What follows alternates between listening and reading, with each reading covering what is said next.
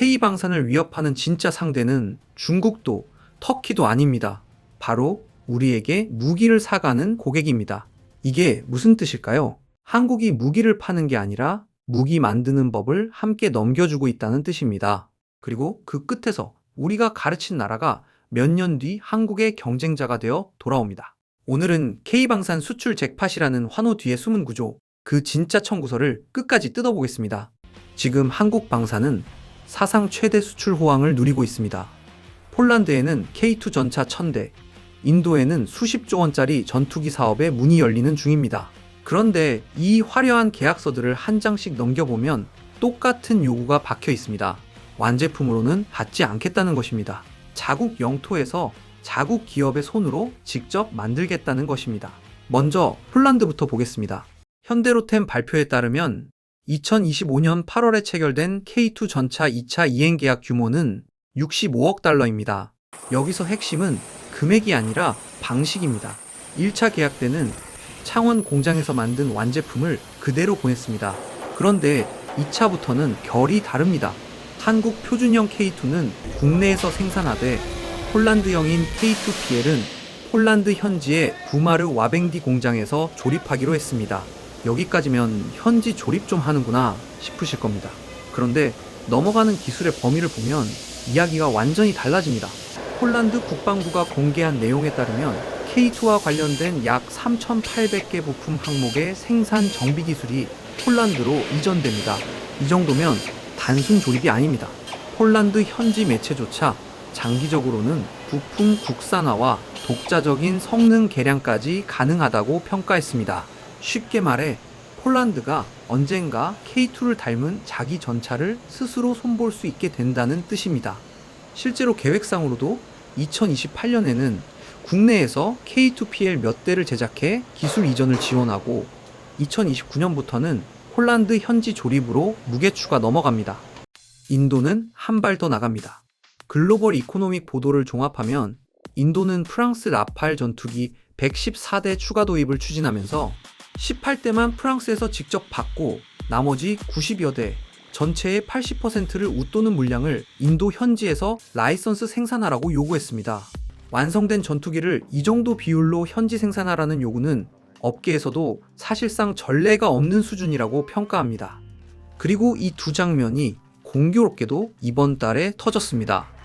폴란드는 EU의 대규모 방산 차관인 SAFE 자금 중 상당액을 자국 국영기업 PGG에 집중 발주했고, 인도는 나팔 현지 생산 비율을 계약서에 못 박는 작업에 들어갔습니다. 한국의 양대 수출 시장이 약속이라도 한 듯 같은 방향으로 움직이고 있습니다. 자, 그럼 이게 왜 위험한 걸까요? 세 장의 청구서가 차례로 날아옵니다. 첫 번째, 기술을 넘기면 경쟁자가 잘합니다. 이건 가정이 아닙니다.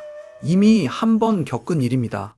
과거 한국 은케이 2전차의 기술을 터키와 협력하는 형태로 넘긴 적이 있습니다. 그 결과가 무엇이었습니까?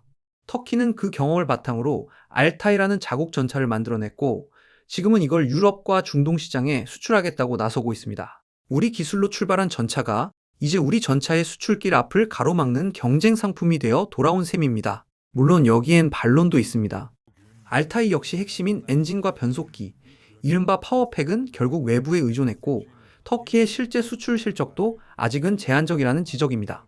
그래서 핵심 기술만 안 넘기면 괜찮다는 시각도 분명히 존재합니다. 다만 분명한 사실은 하나 있습니다. 한 번 넘어간 기술은 되돌릴 수 없고, 받은 쪽은 반드시 그 다음 단계를 노린다는 점입니다.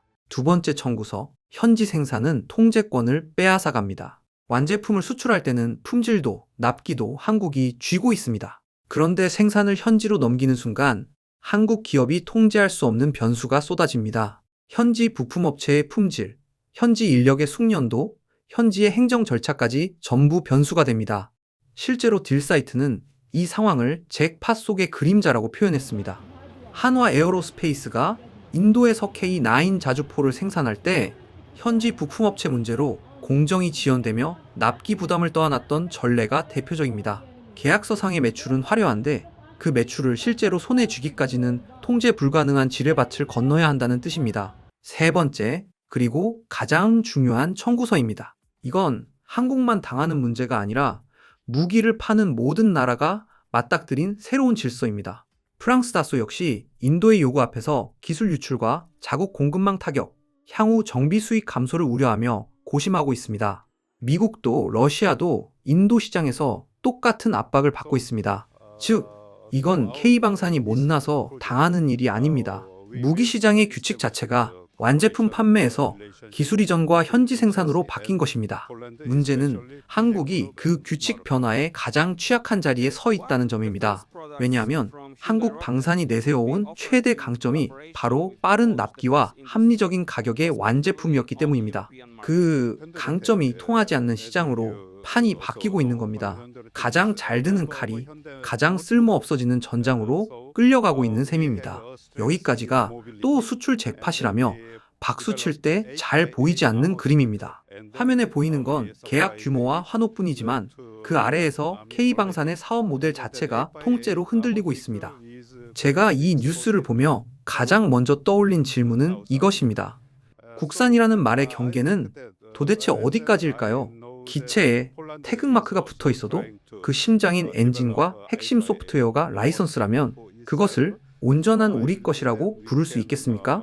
우리는 지금 폴란드와 인도에게 그 경계선을 넘겨주고 있습니다. 그런데 정작 한국은 그 경계선 앞에서 항상 을이었습니다. 기억하실 겁니다. 한국이 미국에서 첨단 무기를 도입할 때마다 우리는 절충교역이라는 이름으로 기술을 받아내려 애썼습니다. 그러나 핵심 기술의 문은 번번이 닫혔습니다. 멀리 갈 것도 없습니다.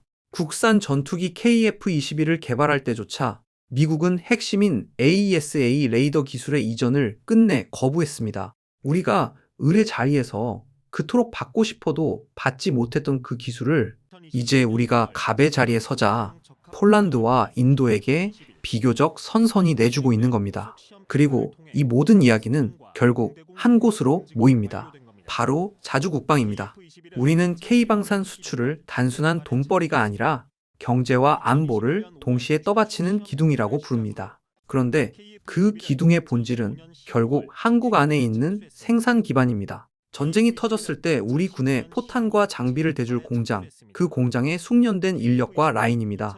수출 물량이 자꾸 현지 생산으로 빠져나가면 길게 모아 그 기둥은 어떻게 될까요?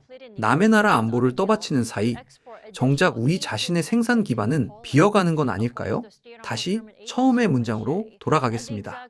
K방산의 진짜 적은 경쟁사가 아니라 고객일지도 모릅니다. 우리가 가르친 학생이 내일의 경쟁자가 되어 돌아오는 구조. 이건 가격을 낮춘다고, 성능을 높인다고 막을 수 있는 종류의 위협이 아닙니다. 그렇다면 우리는 어떻게 해야 할까요? 수출 실적을 위해 기술 이전을 계속 받아들여야 할까요? 아니면 어느 선에서 여기까지라고 분명히 선을 그어야 할까요?